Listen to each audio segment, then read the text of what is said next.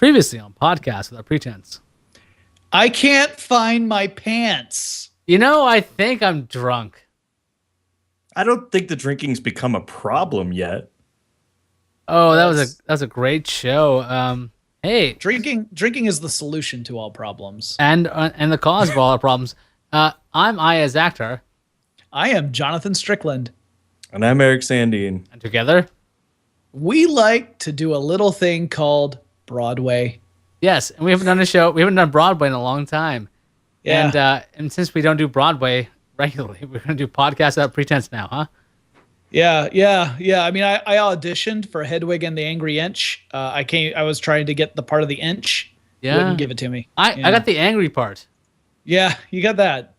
Yeah. Neil Patrick Harris just had that one sewed up, I guess. So we actually skipped a week because one of us forgot that he was going to be on a plane during the normal recording time. Actually say in the email it was shit, I'm on a plane. Yes. Was that me? Was that me or was that Eric? That was Eric No, that was Sandine. me. That was both of us. And so if you're hearing a voice, it's Andrew Zarian. I'm in Queens today for the first time ever my whole life. It's the first time you've ever been to Queens? Ever. I'm sorry. He didn't live there or anything. No, it's actually I'm at Andrew's place today, and he's right over there. And, Hello. He's letting us broadcast on his network, so thank you so much. And so Eric's email was shit, comma, I'm on a plane. So grammatically correct and awesome. That's what we missed last week. And then he offered to let us go ahead and have the discussion about How to Be a Man, the film we picked, or rather, I should say, the film that Iyaz picked. Okay, now I picked. Okay, so if you don't know this show, we pick a movie to watch on Netflix, and I picked a movie called How to Be a Man, and it seemed fun. It was a comedian who's dying, and he hires already laugh riot. I love that idea. This guy's dying of cancer, and boy, it just gets funnier from there. Right, he's dying of cancer, and he hires a guy to follow him around and give him lessons or give lessons to a camera, explain to his unborn son how to be a man. Sounds fun. I'm like, this sounds morbid. Excuse me, morbid. And I love morbid movies, and not so fun. So, should we, Eric? What's up? Let's throw it to you. Eric Sandine. So can you explain what we do in the show? So pretty much what we do is we generally try to pick bad movies to watch that we can find on Netflix. This one, I think Iyaz picked it and made the argument that this one doesn't look so bad, so we should probably watch this. We can watch a good movie for once. I was wrong. Iyaz was wrong. So we try to see how far we can get through the movie without, a second screen, without looking at our phone or whatever. For this movie, my time was I think it was about 20 minutes. And then I got bored and paid like half attention to it. But Jonathan, how long did you take before you went to a second screen? 35 minutes. I'm amazed I didn't last longer than the 3 minutes. 3 minutes in, you get dick. Okay, so you're right. And also, I'm the guy who watches the movie on the bus, right? Did you watch it on the bus? Oh, yeah, I did.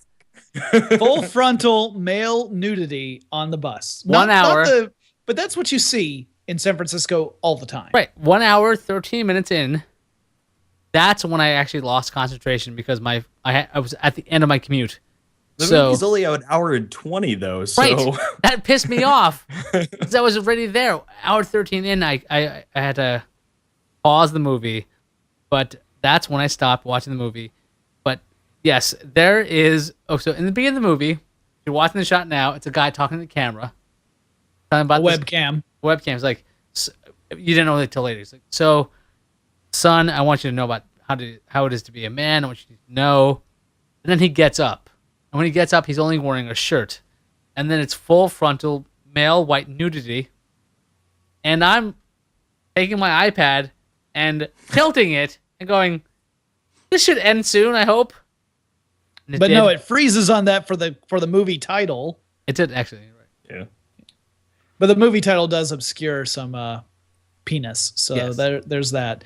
Yeah, this movie. What did you think, Iyaz? What did you think of it? Since you watched most of it unhindered by any other distraction. I thought it was trying to be really good, and it wasn't as good as I thought it was going to be. But it was like a solid 2-star movie. What do you think? See, Eric and I both genuinely disliked this film. Okay.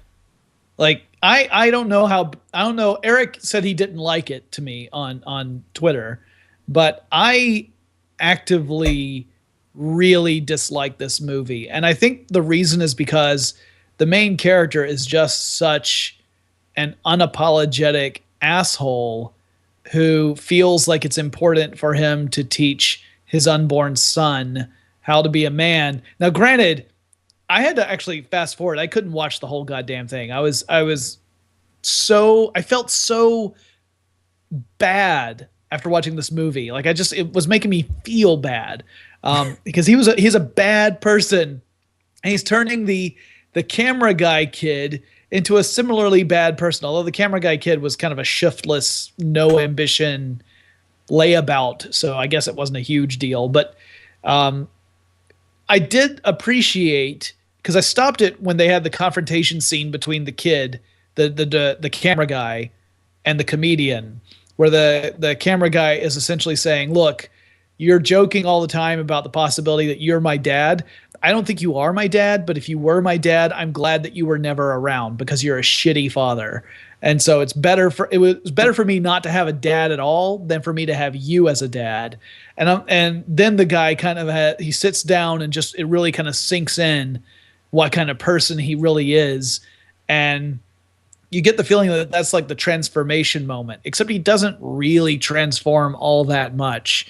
And on top of that, the camera guy, who has essentially washed his hands of all this, wanders off and then finds himself living out the advice that the guy had been giving to his unborn son. Because it turns out like the camera guy ends up being a surrogate son figure for most of this film. And he ends up actually using it, and it ends up working. It does not make him a good person. And maybe it's just because I have a fundamentally different idea of what it is to be a man than what this movie portrays. I just found it genuinely unpleasant, and I really disliked it. I totally agree with you. I thought it was really not depressing is not the word. Unpleasant is a good word for it. It was just not fun to watch, and I was hoping this comedian would have some kind of redeeming characteristics. No redeeming characteristics. This guy's a cokehead. He likes heroin, and there is nothing about this guy that I'm like, I'm rooting for you. I like you. And I mean, I think that was my problem too, was like, as I'm watching it and I'm watching it get progressively worse, I'm just like, okay, there's no way that you don't believe in the character at all. Like, you're just like, no, he's just a bad dude. And then in the last 5 minutes of the movie, they try to sum it all up in a joke, and you're just like, but I don't care about him anymore. I don't care that he's found some sort of salvation. Like, I really just don't care about the main character. Well, and it also, I mean, like, you know, I appreciate the lengths they went to make him a pathetic character.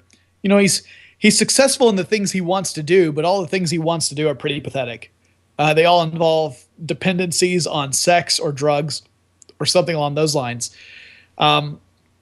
He's good at getting that, but, you know, he that's all you can say about him. Yeah, and then like they have the scene where he goes and does a routine, a stand-up routine at a little shitty club, and only 7 people are there watching him, 8 if you count the camera guy, which you shouldn't because he didn't pay to get in, as is revealed in the film.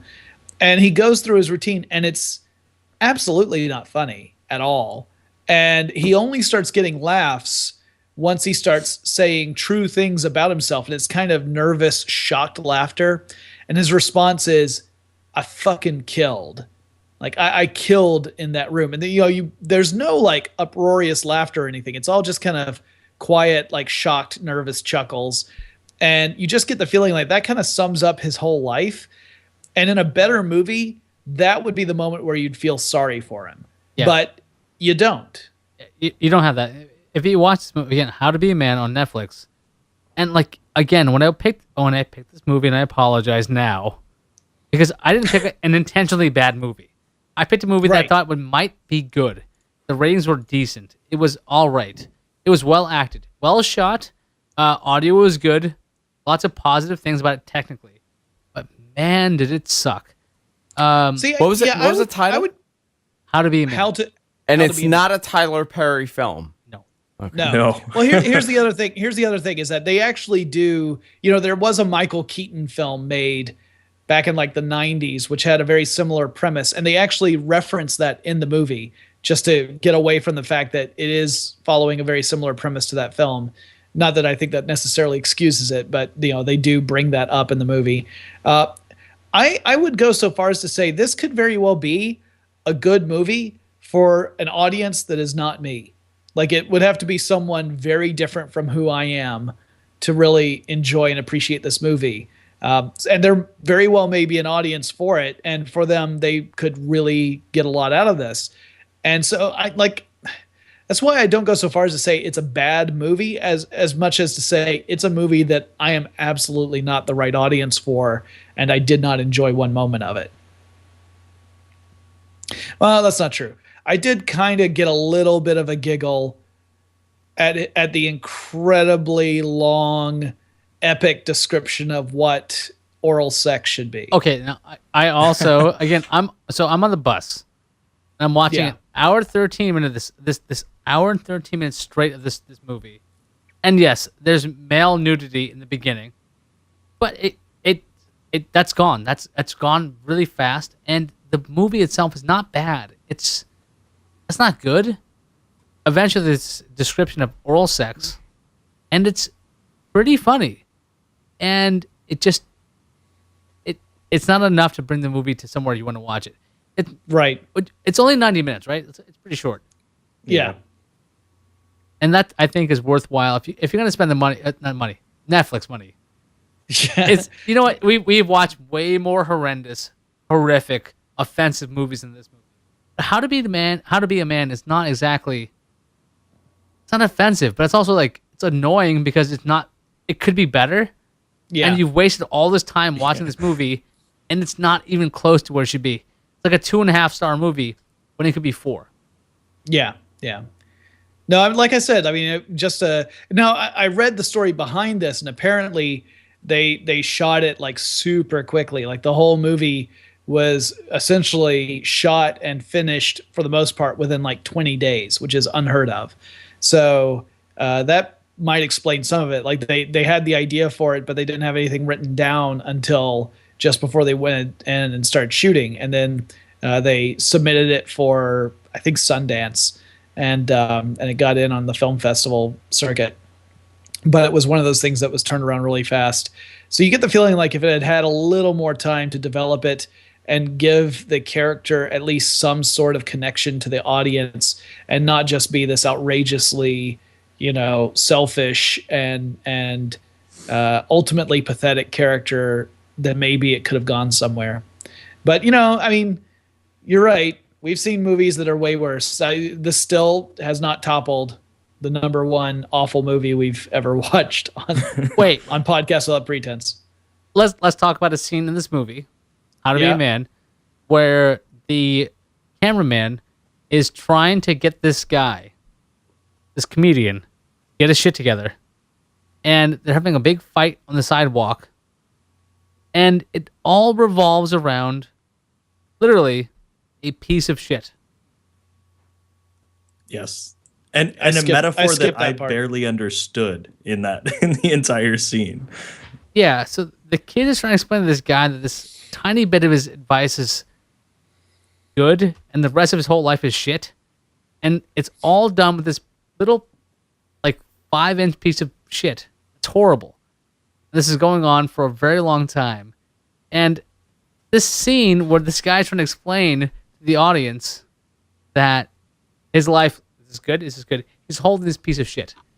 It's a disgusting metaphor. Did you guys think that's clever? You know what? Maybe I'm not adult enough to think that's clever. I thought it was kind of gross. I didn't see that part. That was a part that I had skipped. I saw the very end of the scene where the camera guy tells the comedian to go to hell, and then he walks off. And then I fast forwarded again until I got to essentially the party scene at the very end of the movie. I assume, by the way, let me ask you guys, because I didn't watch this. Just based upon the way things are at the end of the movie, does the guy get a new diagnosis where he's not dying anymore? Or is he never still got a diagnosis. So what? He just told the guy that he was dying of breast cancer? He thought he felt a lump, but none of this has been confirmed. I believe the line is, according to the internet, I have 6 to 8 weeks to live, right, which is what he tells his wife. He thinks he has breast cancer, and then he eventually sees a doctor while his wife is trying to give birth, and the doctor touches his chest and says, "You don't have cancer," and that's the entirety of it, because he never talked to a doctor. This entire movie is based on this guy, this comedian, thinking, at least you think he has a diagnosis. He goes and sees somebody. That's your idea. He thinks he's dying. And then he's going to go out there and live his life. Oh, well, I think we're done here with How to Be a Man. Oh, and the other punch they pull at the end is that his wife gives birth and it's a daughter. Right. Yeah, it's not a son after all, it's a daughter. And also that his wife ends up befriending the chick that he cheated on her with in the bathroom. Yeah, classy film. So technically I think it's my turn to pick our next movie. And we've been trying for the last few times. It's kind of sad. The harder we have tried to pick a movie that we think will be either good, bad, or just good, the more we feel like we're coming up short. Like, we've had a lot of movies with rape in them, and I had asked that we not have rape anymore, which is great. Then we had dick. So, not that, come on, male nudity doesn't really bother me that much, but it is kind of surprising in the first 3 minutes of a film. Yeah, on the bus. Of the movie I picked. I don't watch the movie on the bus, so I was okay with that. I mean, honestly, that part didn't. It was more like I rolled my eyes because it was like, oh, I see. It's gonna shock me. This movie is trying to shock me, and that's part of the humor of this. And I thought, well, this might work, or it might just end up being again, something that doesn't work for me. And ultimately, that's what happened. But I decided I would pick a film since I think it's my turn. And it's easy because when I turned on Netflix, it was the first thing to pop up in the window on the Xbox app of Netflix. Oh, no. So, gentlemen, our next film is G.I. Joe Retaliation. Awesome. Oh, God. Yeah. I can't wait to watch this movie. I'm looking for an excuse for this one. Now we have it. G.I. Joe Retaliation will be our next film. I have seen the first G.I. Joe film ages ago. And I know a lot of people heaped hate on that movie.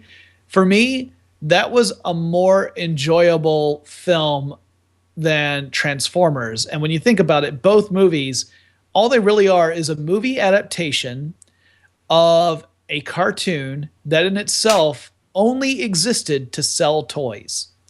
It's the only reason G.I. Joe existed, because the toys predate the cartoon and they predate the comic book. It's the only reason Transformers existed, because the toys predated the cartoon on that too. So if you're talking about, there's no real artistic integrity here as far as I'm concerned.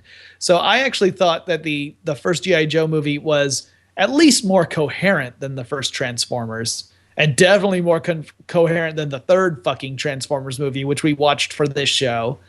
So I have hopes that the second movie will be a glorious mess that we can enjoy and pick apart. I've heard things about G.I. Joe 2, and it sounds pretty good, because Transformers, as a comparison, is so ridiculous, because Transformers is effectively a bunch of children playing with toys, coming up with storylines as they're going along for 2 hours. It's a horrible movie. I watched Transformers 1. Wow, that was a piece of shit. Yeah. I watched G.I. Joe. Piece of shit. G.I. Joe 2. Go ahead. It's a glorious piece of shit. G.I. Joe 1 is a fantastic piece of shit. I hear that G.I. Joe 2 does not suck. I look forward to watching this finally. It is with The Rock. 28% on Rotten Tomatoes. So I am really upset now. I like those odds. yeah. First of all, you got to remember G.I. Joe, the second movie, was the one that they showed to pre-screening audiences, and they hated it. Because I think they kill off the Duke character almost immediately. At least they did in the original cut. Spoiler. And then I just remember reading about this because they ended up going back and doing tons of reshoots to try and salvage the movie because people had such a negative reaction in the pre-screenings that the studio decided to put it on hold reshoots. So I know that they did extensive reshoots, and from what I understand, it didn't necessarily help. But let's talk about a movie that was pretty good. I don't think, Eric, you haven't seen Captain America Winter Soldier, have you? I did not, but you guys can go ahead with the spoilers if you need to. Now, Iyaz, I know you saw it, and you're a big Captain America fan, or at least I assume so, based on your wardrobe. Yes, I love Captain America. He's one of my favorite characters, and yes, I watched the movie. What did you think of the movie? I enjoyed it. I loved it. I mean, I didn't just enjoy Captain America Winter Soldier. I think it may be my favorite Marvel film now. It may have just edged. I think it edged out Iron Man. Iron Man, I loved because of the performances, but the actual plot of the movie, like, it's got a very strong first half. It's like a lot of origin stories. A very strong first half. The second half is less strong. And then, sadly, in Iron Man 2 and 3, I didn't feel like they did a great job at capitalizing on the fact that they had already established the origin. Whereas with Captain America Winter Soldier, you get just enough backstory to remind you of what happened in the first film, or if you didn't see it, to kind of get an idea who Captain America is.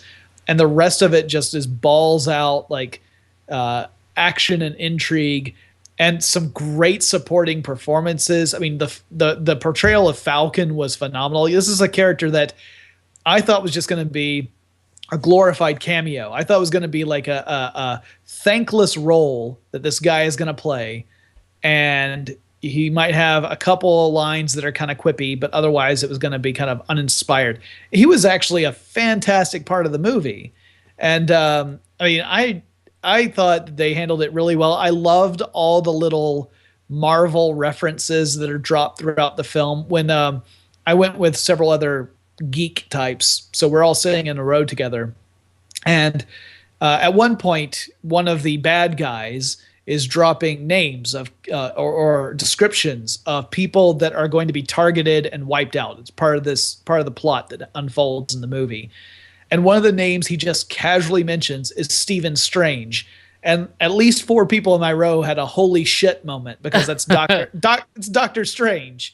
And I had heard that they were going to do a Doctor Strange movie, but to actually hear it acknowledged in one of their tentpole films was just one of those fan moments that you're just like, I can't fucking believe this. But then again, they're making a goddamn Guardians of the Galaxy movie, which looks really good. So, or at least the previews have me excited. Yeah. So I was really pleased. It felt like 3 issues of the Captain America book. It felt like a nice little snippet of this series, and I was like, wow, they are doing a good job with this. Cap's costume looked great. Yeah, it's a hard costume to pull off. Winter Soldier, that storyline, very hard to pull off. When I saw the title, I'm like, oh, spoiler, I know everything ever. Thank you for that. Yeah. And it was really well done. And Eric, who has not watched it, should watch it, because it's a fun movie. That's the other thing. You don't need to know anything about anything. You know this movie from beginning to end. It's a very self-contained movie, and I think it's the best Marvel movie since Iron Man, the original one. There's Iron Man, there's Avengers, Iron Man, and Cap 2. Because I think Iron Man was a huge deal, but Avengers was done really well. But Cap 2 is one of the best Marvel movies done ever. Yeah. I really liked also that they were able to take Captain America, who is kind of a goody two shoes Boy Scout type character. He's like the Marvel version of Superman in many ways. This is the guy he's Captain America. Like, he stands for truth, justice, and the American way. And that's a character that could come across as really boring or difficult to pull off in a way that is relatable to the audience. That, you know, it's someone who is just so good as to be unrelatable. But they did, like Chris Evans has such a great, that's the right actor, right? I've got the name right. Yes, you're right. Okay. He did a really good job. The direction was also really great. And the script was strong enough where it didn't feel like, it felt genuine and earnest without being too corny. It's the sort of stuff you want to see in a Superman movie so that you can relate to the character of Superman more. And I think it's something that's been lacking in Superman films ever since like the Donner films way back in like the 70s and early 80s. But yeah, so I was very much impressed. I will say the mid-credits sequence that happens, because, you know, it's a Marvel movie, so you don't fucking leave the theater when the movie's over, because the movie's not really over. The mid-credits sequence where the twins are revealed was great. Again, another one of those geek out moments. The post-credits sequence, sadly, not even at all necessary. I mean, it's like you could have drawn the conclusion of what was going to happen based upon what happened within the movie itself. The post-credit sequence was superfluous. So, Eric, Mr. I'm Silent, did you enjoy this movie recap? It sounds good. I may go see it in theaters. I recommend it. Yeah, see it in a theater. I mean, it's a spectacle film too. I mean, it's one of those that benefits. I saw it in 2D. I did not bother with 3D, and I'm thankful for that.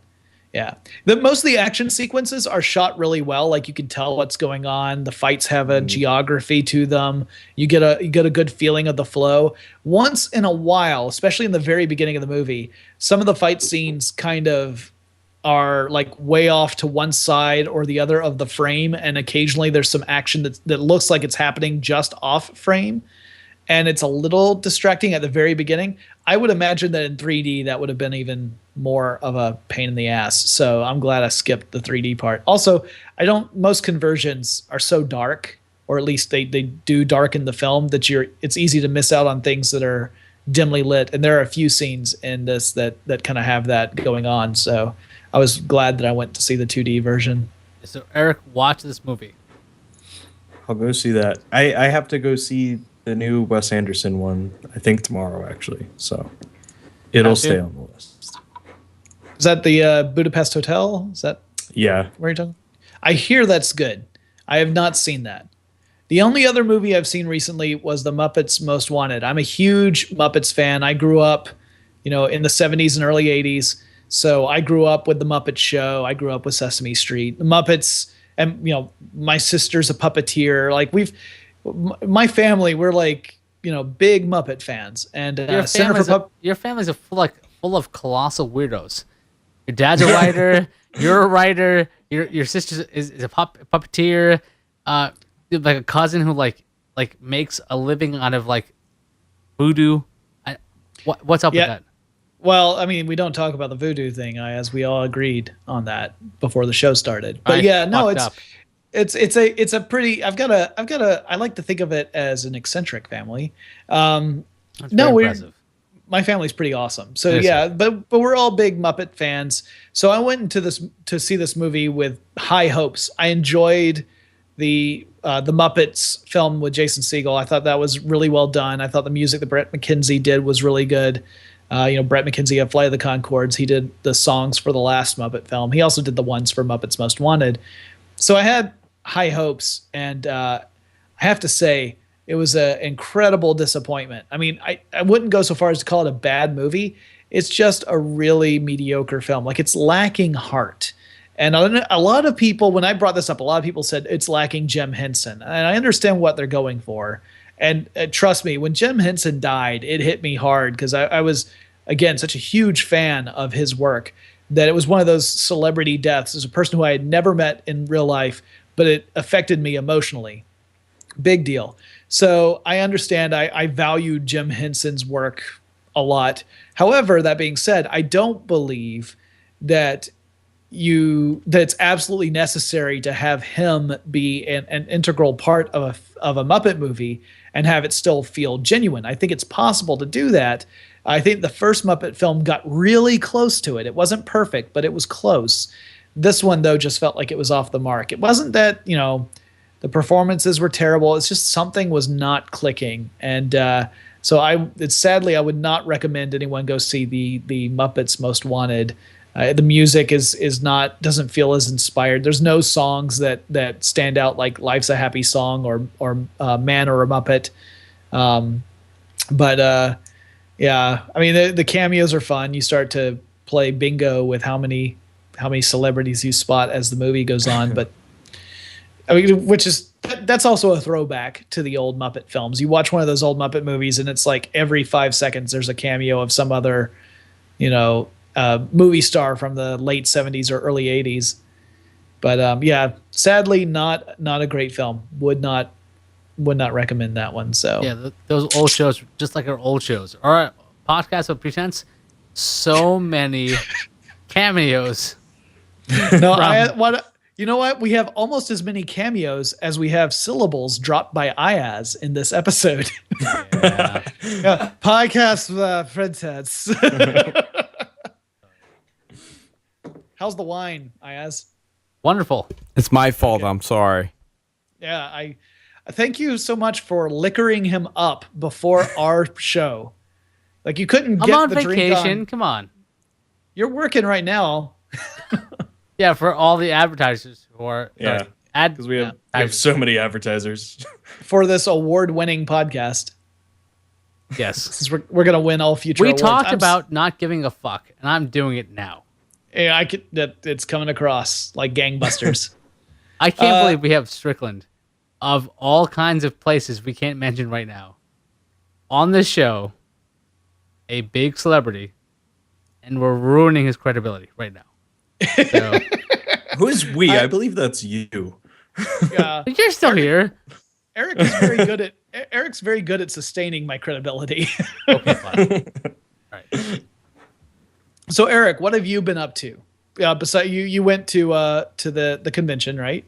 Yeah, I went to lots NAB of- in where Vegas lots of sweaty people for were. 2 days. Looked at really expensive hardware that I can't afford, and most of which I didn't really understand. So that was exciting. Hey, Jonathan, a lot of sweaty palms at NAB. A lot of sweaty palms. Yeah. A lot of sweaty palms. Very uncomfortable. CES is a similar experience. You'll encounter lots of sweaty palms.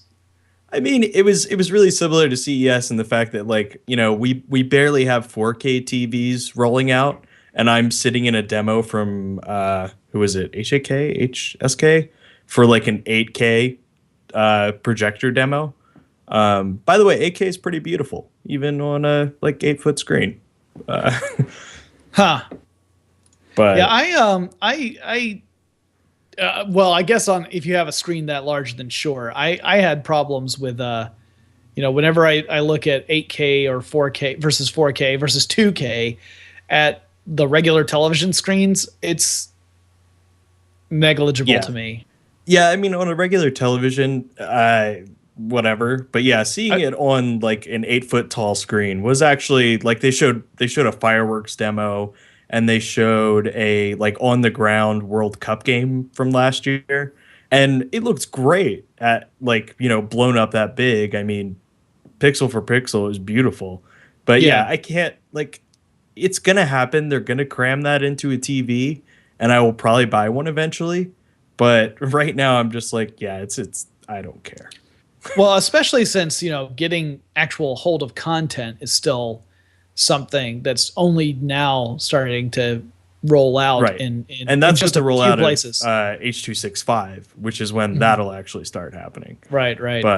Because pretty much with H.265 you can mix 2 high-def channels, if not more, I think. But yeah, I mean, other than that, it was pretty much walking around looking at a bunch of broadcast hardware that I really have no idea what half of it did. Yeah. What does this button do?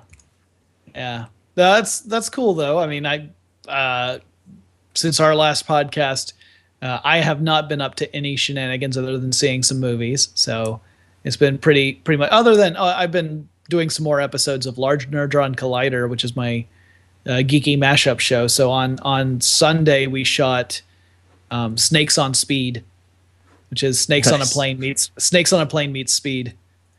So we shot that one, and we shot the beginning of The Vikings Meet the Tudors. So Showtime's The Tudors and History Channel's The Vikings. We combined those into one show, and we shoot the rest of that on Sunday.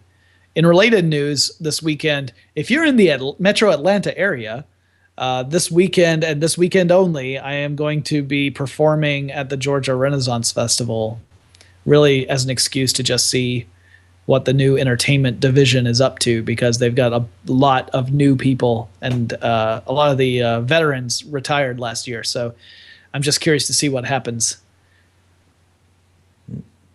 So if you want to see me in a doublet.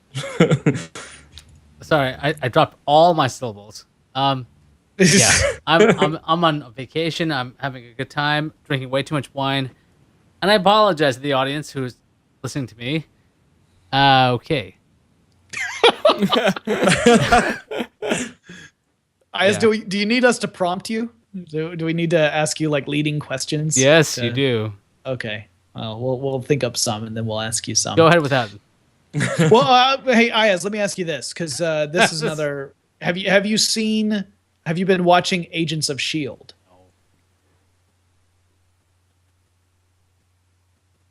Iyaz? No? No. What did you say? Oh, you clipped. Did you hear? Were you Did you hear shaking your head and thought No, you said no, no, or did you just clip? No, I clipped. I said no. Okay. All right. Because when it cut to you, it's just you shaking your head. Yeah, I'm like, no. Andrew's Great. here. I said no like 5 times. I was about to say, like, great fucking radio, Iyaz. Jesus. No. That's bad. No. Okay. Go ahead. No. Okay. So the reason why I asked is because they actually did integrate the storyline. I heard for about Agents this. of S.H.I.E.L.D. Yeah, and it's interesting because, of course, we want not to spoil Captain America, but something happens in Captain America that has incredible consequences for Agents of S.H.I.E.L.D. No more donuts.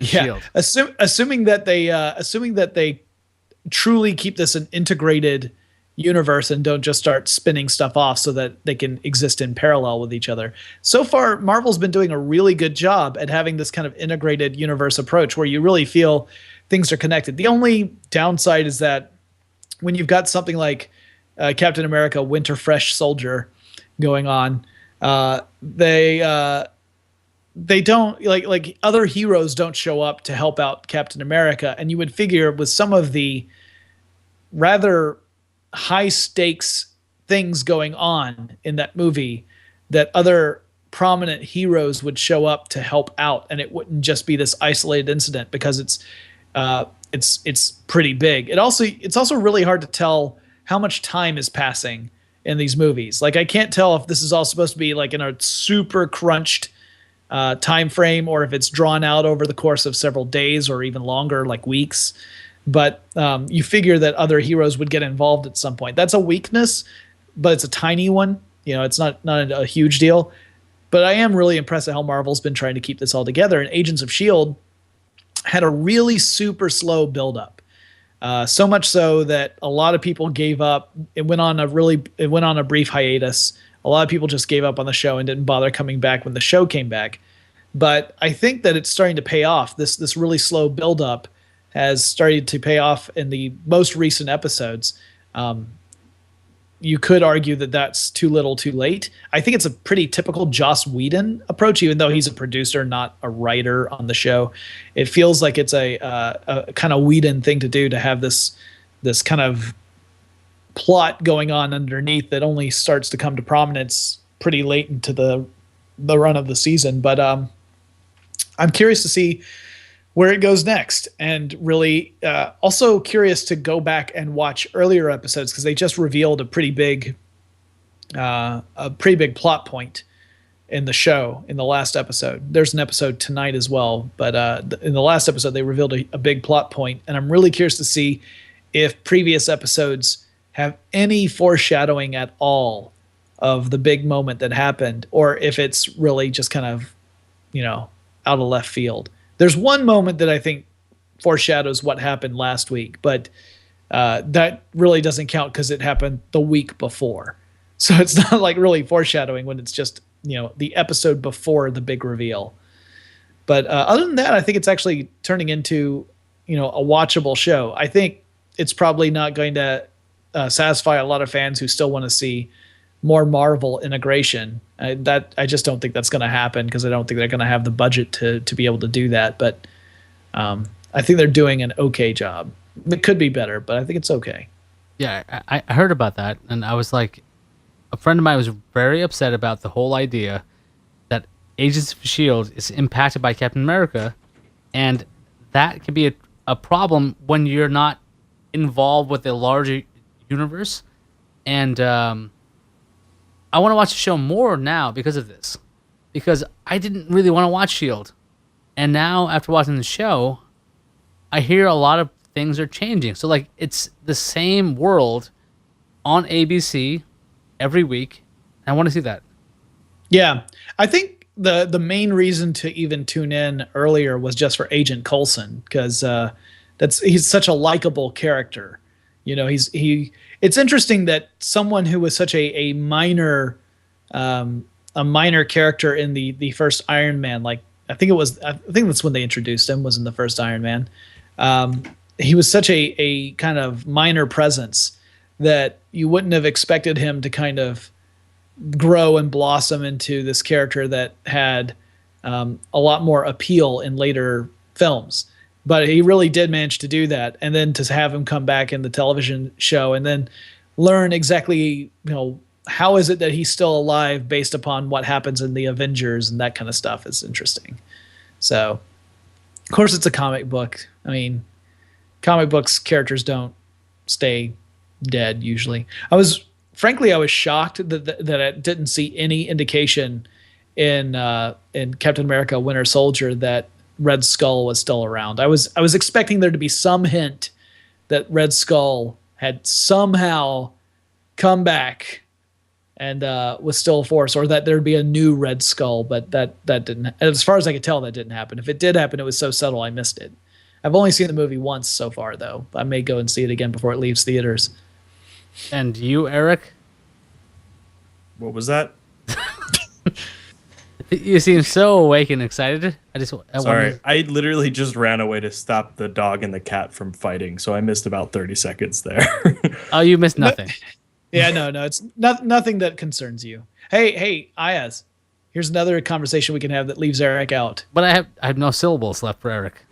Oh, okay. I was just gonna say, what did you think about the terrible Mania? Tragedy?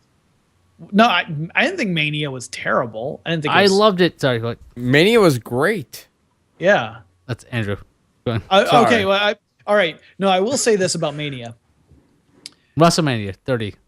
Terrible waste of Wyatt versus Cena. Yes. There were two things they could have done that would have been better than what happened. So here's what did happen at WrestleMania.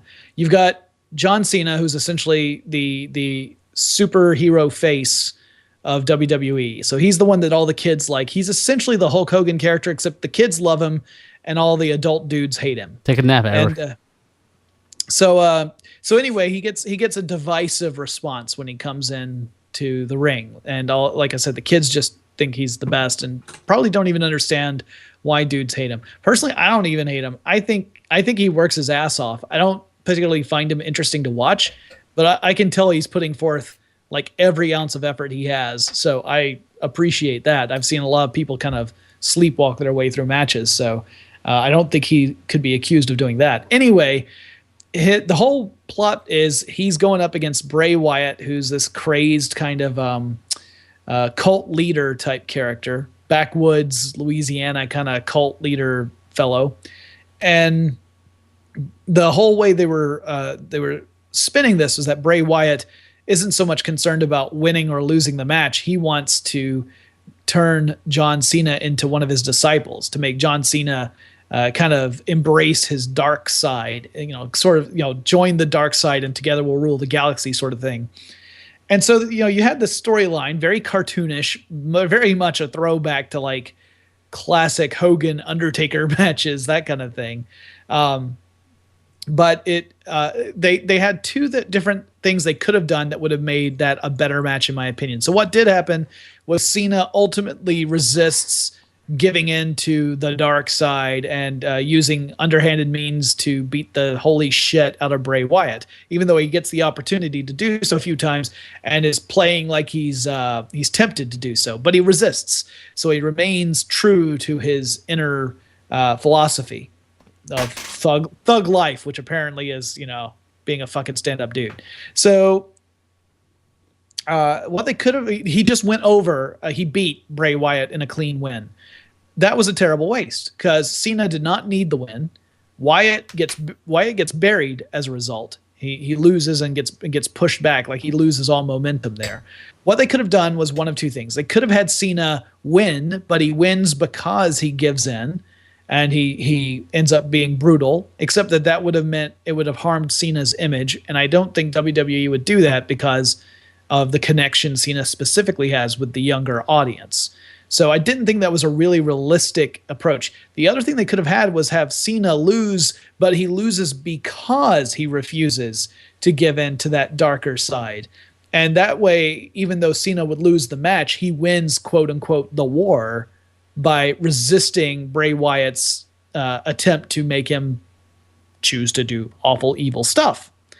I think either of those storylines would have been a better outcome for both wrestlers than what we got, which was, oh good, Cena beats another guy. Yay. So I was disappointed in that match. I think I agree with everything you said. And the problem is that you had to have a good guy win on the event.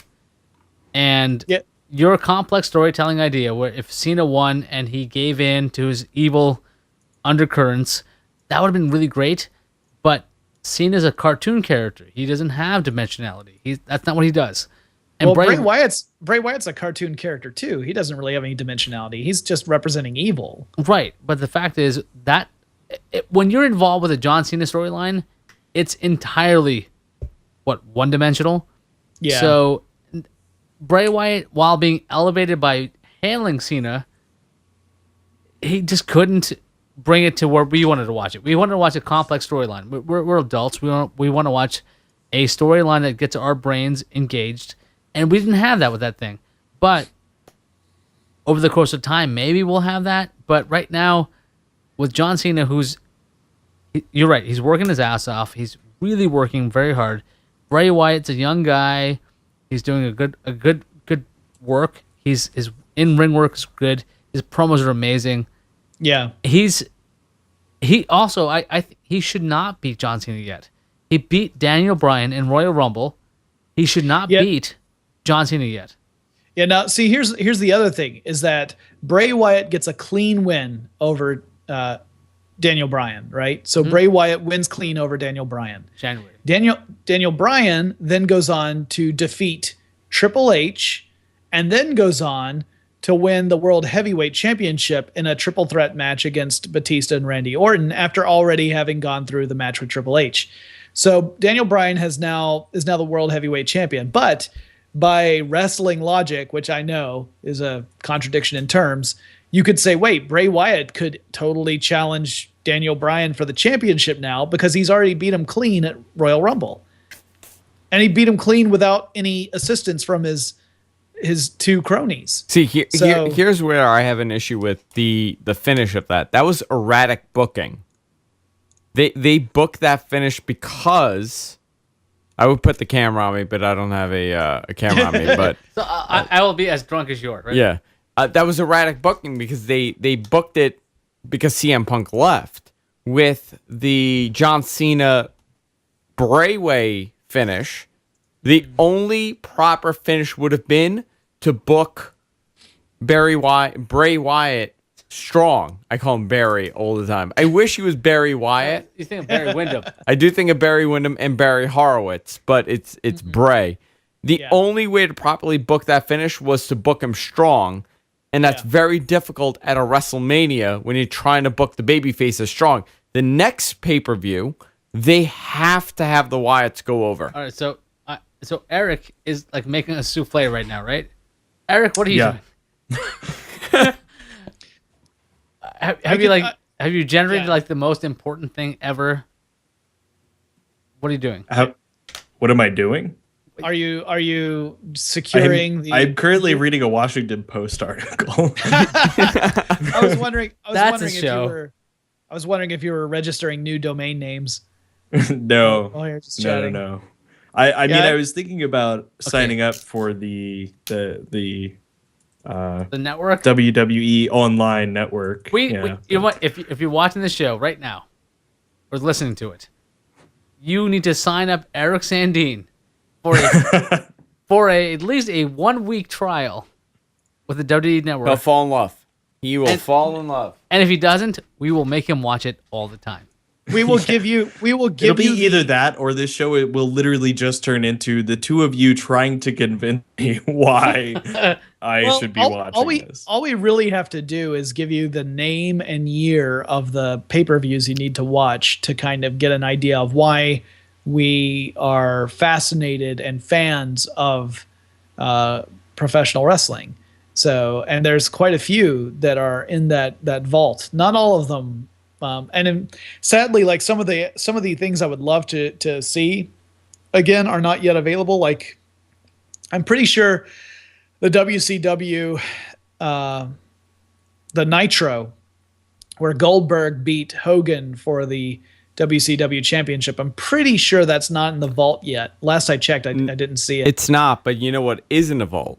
Missy What's that? Hyatt at Bash at the Beach 92 with the loaded Gucci purse that hit Medusa in the face with. Yeah, That is in the vault.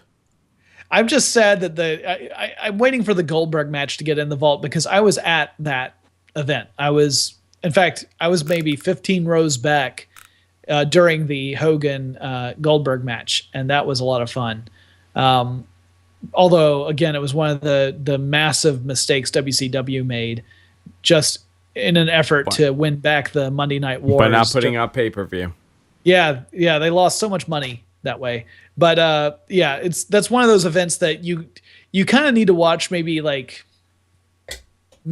2 or 3 nitros before, so that you can just kind of get a feel for how they had booked Goldberg to be an unstoppable force, where he was building up his streak. And the night that he beat Hogan, they interspersed the matches, like between the matches. I don't know if they showed this on the television version, but on live they had between the matches they would show highlights of Goldberg's streak, and they would show a finish and then give the number, and then there'd be a couple more matches, and then they'd show another little highlight and it'd be a number. It'd be 20 more because he had over 100 wins with no defeats, which is really hard to do in a sport where everything is scripted. All right, so Eric, I'm signing up for a trial right now. Okay. Excellent. okay. By so the way, Iceman in the chat room said, didn't Dusty just lose to Kerry Von Erich just now? He did. with a claw. With a claw. Yeah. Yeah. So Eric has a lot of stuff to watch. Anyway, so we should look into the future next week on Podcast Without Pretense. God damn it, Iyaz, are you still fucking drunk? Yeah, man. Look at my green tape. I got a Hitler mustache. I'm about 18 hours into this WWE network thing, and I don't really know what's going on at all.